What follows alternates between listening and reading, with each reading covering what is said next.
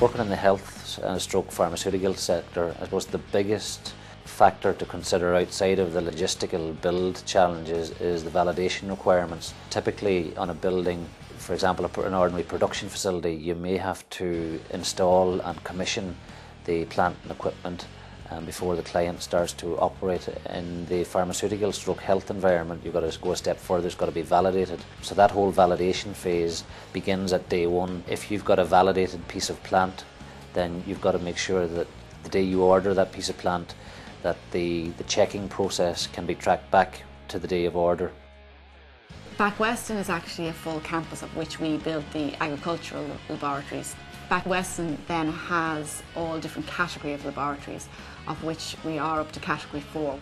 There's a basement, but it's just a services basement, so it's 3 metres deep and about 6 metres wide, and all the services are down there, and then it pops up for each lab along the way. What we would look out for when building for pharmaceutical is the mechanical and electrical input.